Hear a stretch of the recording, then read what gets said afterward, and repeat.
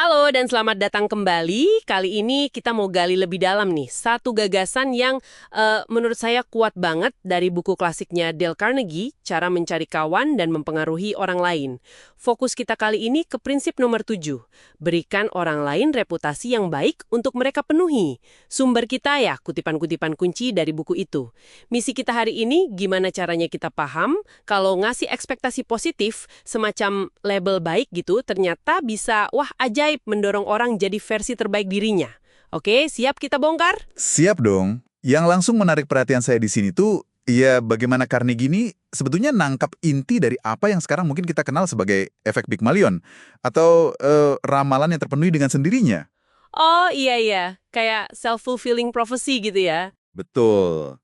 Intinya kan kalau Anda terus-terusan kasih label negatif ke seseorang, bilang dia ceroboh lah, nggak mampu lah, atau lemot, itu sama aja Anda mematikan semangatnya bahkan sebelum dia nyoba kan. Anda kayak bikin batasan buat dia. Bener banget. Rasanya kayak nutup pintu potensi gitu ya, sebelum sempat kebuka sama sekali. Karena Ji nunjukin sisi sebaliknya kan ya? Iya, tepat sekali. Nah, pendekatan sebaliknya ini yang jauh lebih memberdayakan. Carnegie nyaraninnya gimana? Kasih dorongan. Bikin tugasnya kelihatan bisa diatasi lah. Tunjukkan keyakinan kita yang tulus sama kemampuan dia yang mungkin tersembunyi. Dan yang paling penting nih, kasih mereka citra positif, reputasi baik untuk dijaga.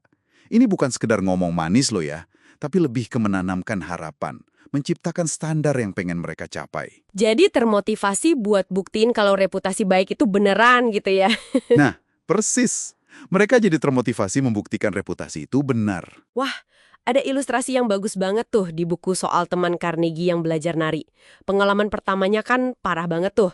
Gurunya cuma nunjukin salahnya melulu. Bikin dia hampir nyerah. Betul, betul. Tapi guru yang kedua, wah, pendekatannya beda 180 derajat. Gimana tuh bedanya? Guru kedua ini cerdik dia. Dia justru meminimalkan kesalahan, malah ngasih banyak pujian buat gerakan kecil yang benar. Dia yakinin muridnya, wah Anda punya bakat ritme alami yang hebat, atau Anda ini penari sejati gitu. Padahal mungkin belum tentu sejago itu ya awalnya. Ya mungkin agak dilebih-lebihkan sedikit ya, tapi reputasi sebagai penari alami itu loh, itu ngasih suntikan semangat dan harapan. Yang penting, itu bikin dia pengen latihan lebih keras biar sesuai sama pujian itu. Dia jadi mulai percaya sama dirinya sendiri.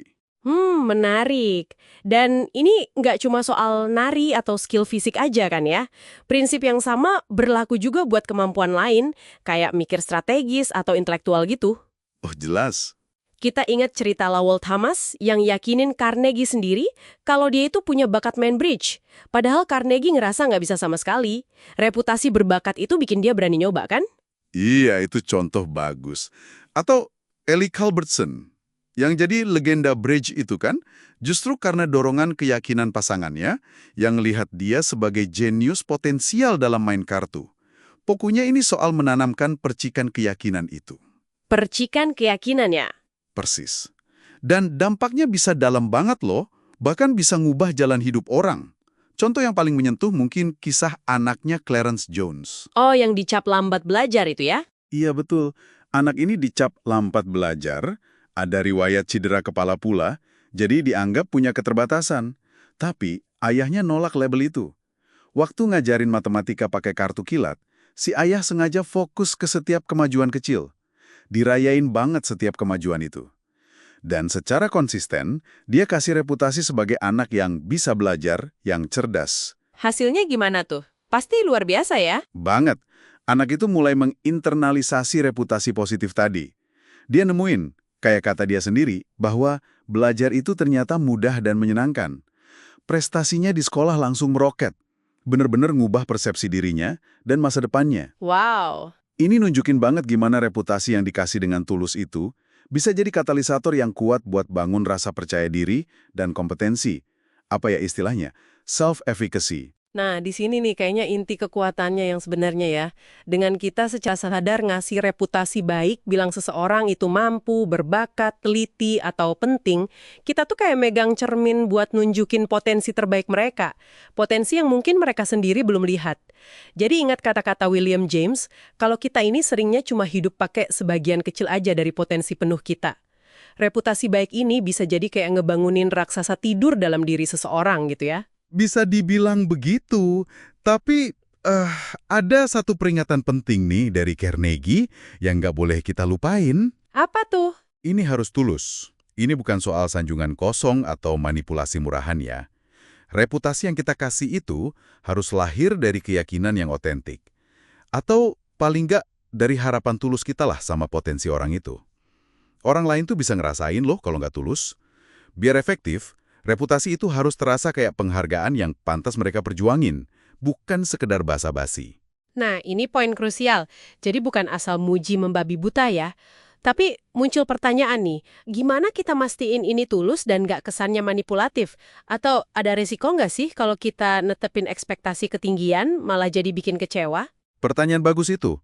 Ketulusan itu datanya dari fokus pada kekuatan yang nyata atau potensi yang bisa dipercaya, sekecil apapun awalnya. Misalnya, daripada bilang, kamu jenius ke orang yang lagi kesulitan. Mungkin lebih tulus bilang, saya lihat kamu gigih banget ya cari solusi buat masalah ini. Betul, jadi lebih spesifik dan berdasarkan observasi gitu ya. Betul, itu spesifik, bisa diobservasi, dan otentik. Nah, soal risiko ekspektasi ketinggian, kuncinya itu ngasih reputasi yang menantang tapi bisa dicapai. Fokusnya ke kemajuan, bukan kesempurnaan instan.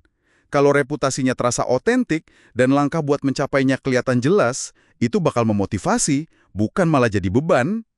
Sangat mencerahkan penjelasannya. Jadi apa nih makna praktisnya buat Anda yang lagi dengerin?